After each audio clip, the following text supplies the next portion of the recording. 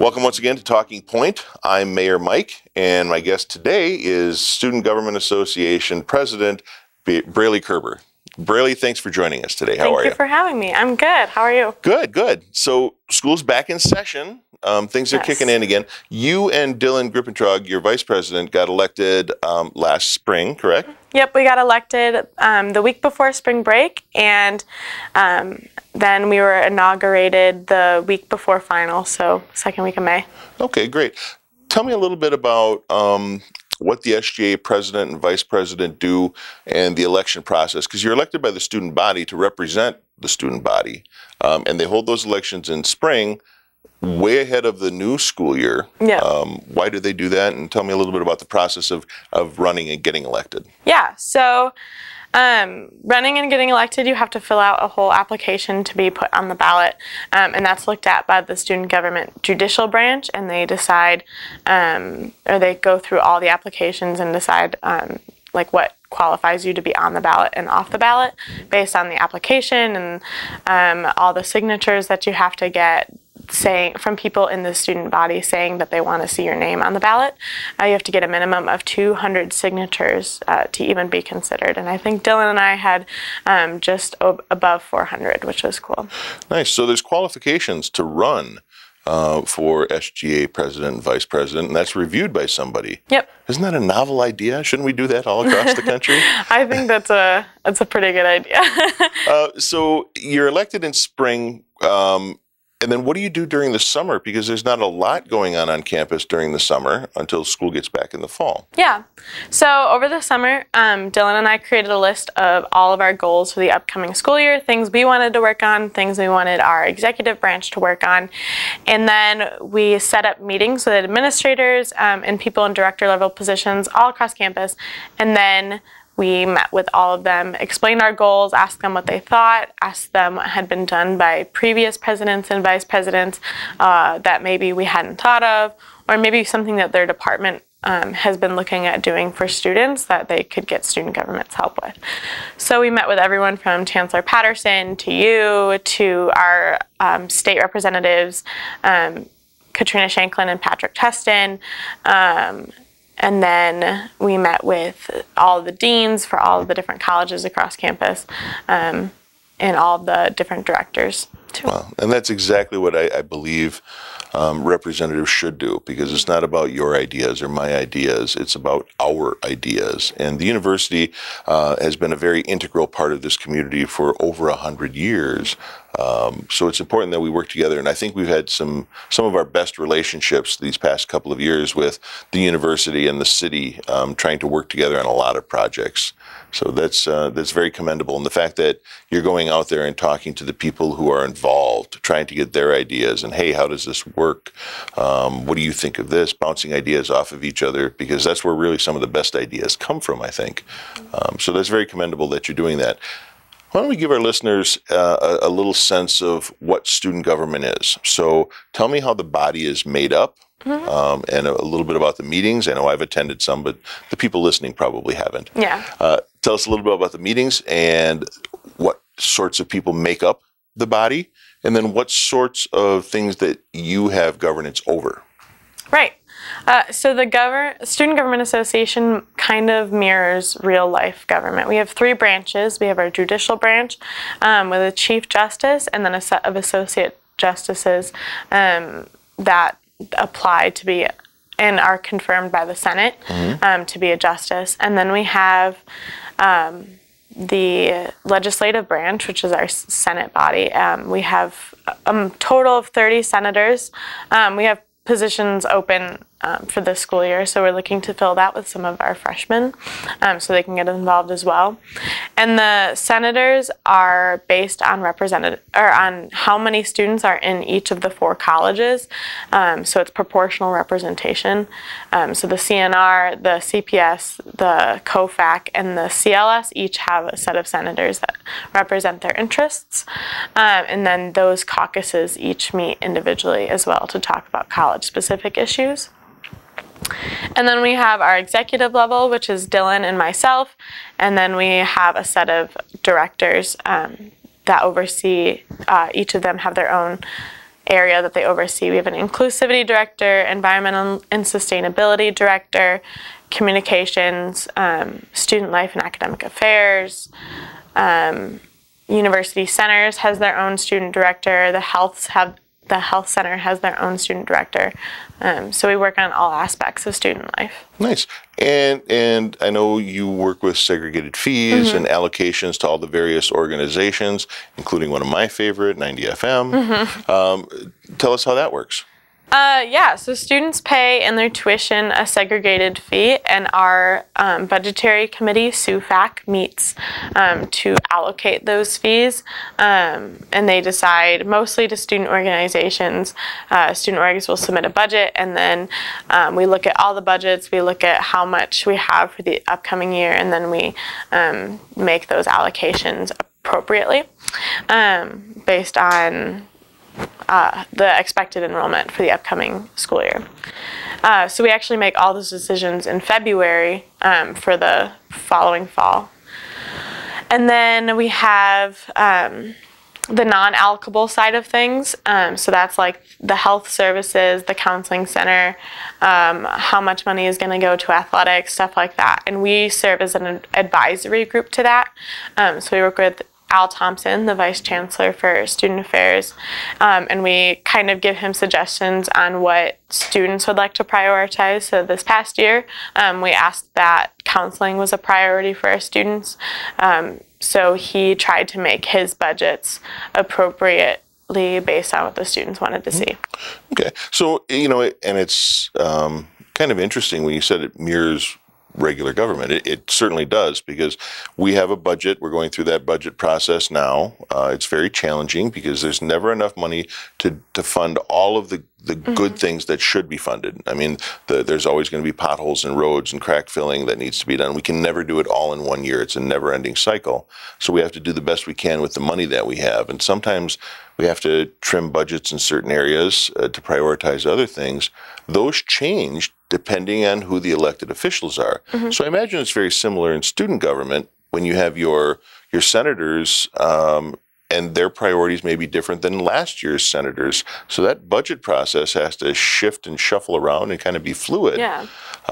If somebody wanted to be involved in the budgeting process, for example, where do you meet? When do you meet? And who's involved in those meetings? So that's our SUFAC committee that does What's SUFAC? Segregated Fee Allocation Committee. Okay. Segregated University Fee Allocation. I know the Committee. acronyms for people, you know, who aren't. I don't know enough about student government to know all your acronyms, and I'm sure the listeners don't know anything about our acronyms that we may use. So I just try and explain those when we can. But that's that committee, and they meet weekly. They haven't started meeting yet because we need senators to fill the seats in that committee, and Senate doesn't convene until next Thursday at 6:15. But all of those seats are actually filled by application. So even if you're already a senator, you still have to reapply and be approved by the Senate to sit on this committee.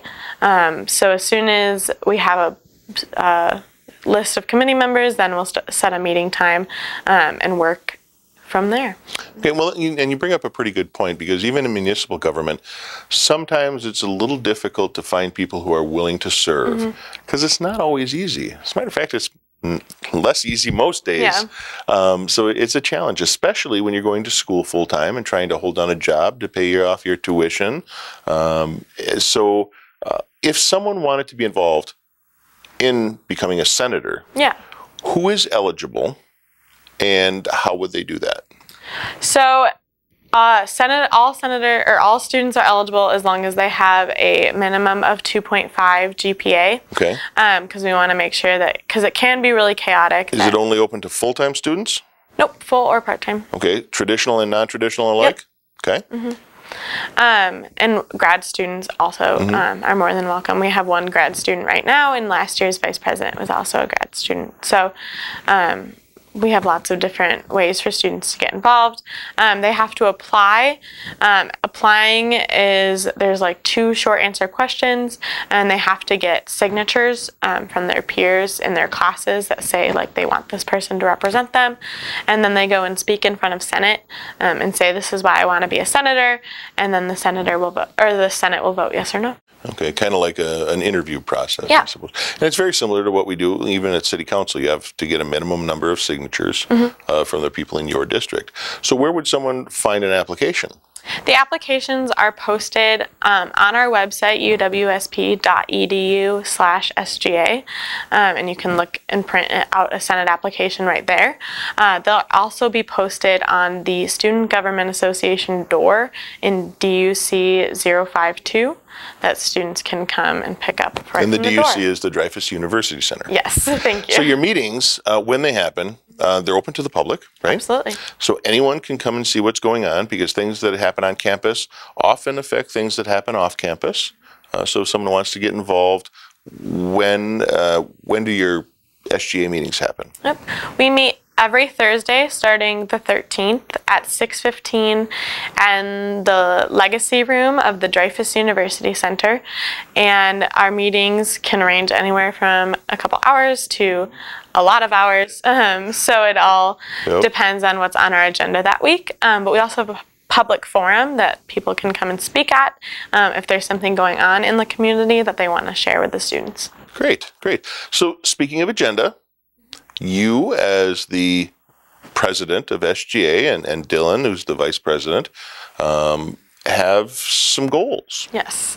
Tell me about what you want to do on campus while you're serving. Yeah, we have a lot of goals that we're hoping to accomplish, or at least get in the process of being done this year.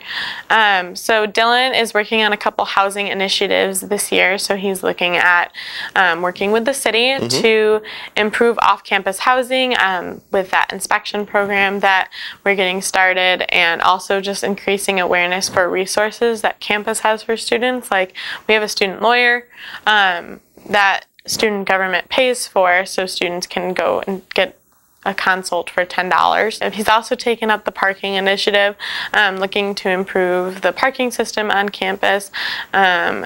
He's even talking about working with our Vice Chancellor for Business Affairs, Kristen Hendrickson, on doing some sort of full reevaluation of parking and overhauling the whole thing and starting over. So that's a big project that we have in the works. We are focusing on sustainability and hoping to reduce the amount of single-use plastics our school consumes.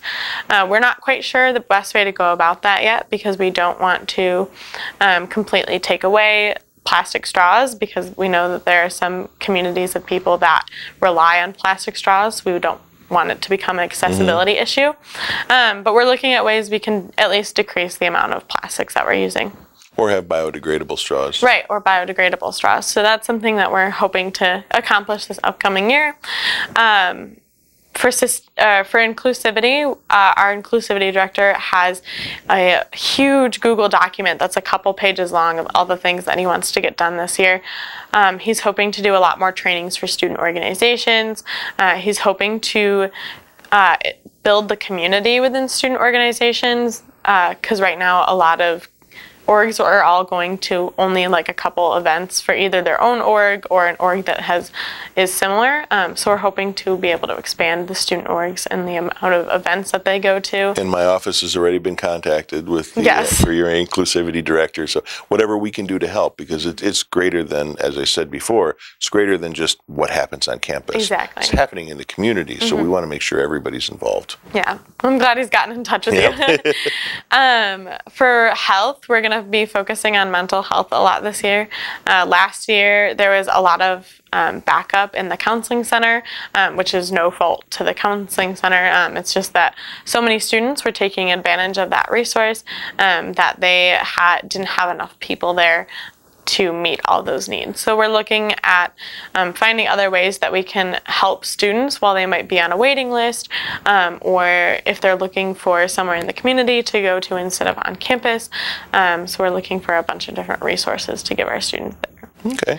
And then, of course, our student government is known statewide for our Get Out the Vote campaign that we do for the elections every November. So we're hoping to improve our numbers from the 2016 election as we do our Get Out the Vote campaign for this fall. Great. Well, it sounds like you got a pretty heavy docket. Yes. For the next couple of months. So, as always, if there's anything the city can do to help or be involved in some of this, feel free to have your staff reach out to the city, and we'll do the same because, again, a lot of things that happen in the city also affect things that happen on campus or affect students somehow. So we want to be aware of that and try and get everybody involved so we can make the best decisions we can. Yeah. Parking, I know you mentioned parking. That's always a huge challenge. There's so many different facets to it. We've been working on expanding our public transportation, so you can now get bus schedules online and things like that. We're working on an app so you can see where the buses are. Oh, that's awesome. But it's a little more challenging than we had hoped. But, and I know the university is very good with bicycle accommodations, skateboard. The new science building, the biology and chem building, has a skateboard rack, a storage rack, and that building is fabulous. I don't know if most people listening have had an opportunity to see the inside yet. Everybody drives by the outside, but there are so many features within that building that speak to the sustainability. You've got the, and I'm going to use the wrong name, but it's basically a greenhouse. They're calling it something else, though. The Tropical Conservatory. Yes. Tropical Conservatory, yes.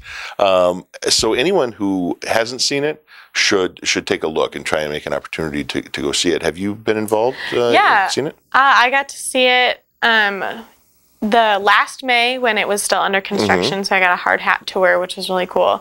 And then I got to see it again this October when it was a lot, or this past October, when it was a lot more completed. And then I got another tour in May, and now I've been giving tours of the building.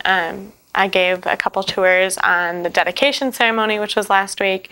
And I got to speak at the dedication ceremony too, which was pretty cool. Yeah, it's great. Dylan actually gave us a tour when we were there. Oh, so yeah. We got to see a lot. The state-of-the-art equipment and the resources are really, really going to benefit the students who are traveling through there on their way to, adulthood and grabbing jobs in the real world and that sort of thing. But I think it's also going to be a community resource. Oh, absolutely. Because there are aspects of that citizens of the community are able to use, even if they're not taking a class. They can go there and get information. Soil testing, I know the university's been doing that for quite a while, UW Extension. So having those resources available on campus for people who don't necessarily go to school, I don't think a lot of the general citizens know about that. So I would encourage them to get involved and find out what's going on. Parking, I mentioned that before. It's always an issue. And trying to offer alternatives to bringing a car, making the community a little more walkable or bikeable. We have winter, it seems like we have it for about 6 months, but trying to make alternatives available for people so they don't have to drive right into the campus and find a place to park, because it can get challenging. Right. So we're always looking for ways to improve our public transportation and then different modes of transportation too, to try and be more accommodating, not just to the students, but everyone who wants to bike or walk to work or walk and bike to lunch or skateboard or rollerblade, hovercraft. No, we don't have hovercrafts yet. So let's see. What else can we talk about? The Student Government Association is involved in policy making a little bit, right? Yeah, and that's kind of one of my favorite things that we get to do. We work with legislators on a state and sometimes even a national level to try and influence policy in a grand scheme, but we also get to make our own policies for campus. I had the opportunity to write a piece of legislation in this past spring, and it might be one of my favorite projects I've worked on with student government. I got to write a resolution in support of educator retention for K-12 teachers. So that was really cool to be an advocate for my own profession, as well as hopefully help solve a problem on a state level with the teaching shortage. Anything directly involved with campus funding? I know the state shared revenues are always declining. UWSP has taken a pretty big hit. There's some declining enrollment because you're getting students out in 4 years now rather than 5 or 6 like it was in my day. How does that affect SGA, and what sort of advocacy do you do there? So this is a big year for us because a new state budget is going to be going through whenever we have a governor elected. So we'll be advocating on a state level to fund the tuition freeze, because right now it's not a state-supported freeze, and that's where we're struggling a lot financially as a university, but also across the UW system. Other schools are having the same problem. And then we're looking for more state funding from the state in general, as well as support for our enrollment decline, because we've planned for a higher number than we have, so we hope to get the state to help us supplement that somehow. And then we're also looking at capital projects. So last week, or 2 weeks ago, Dylan and I went to the Board of Regents meeting in Madison to advocate for Albertson Hall, which is our library on campus, because we want the state to help us renovate it, because we want the state to help us renovate it because we want to fix and update a lot of our internal systems, like the fire suppression system and the junction boxes and stuff like that. And imagine that gets pretty challenging, with funding. We talked about budgets earlier, but with less state-supported funding and declining enrollment, that means you have less students there. It means you have less segregated fees, which means you have less money to give to all of the student organizations. The challenges are obvious, but how do you deal with that a little bit? Yeah, we are working with our student government budget director this year. We allocated X amount of dollars to each of the student organizations based on the projections that they gave to us in the spring semester. Do you have a ballpark idea on how many student organizations you have? 219. 219, that's a pretty good ballpark. Yes. So, and each one of those organizations is valid in its own way. Absolutely. And without this funding, they may not even exist. So it's got to be tough. Yes, and so we're looking at doing it.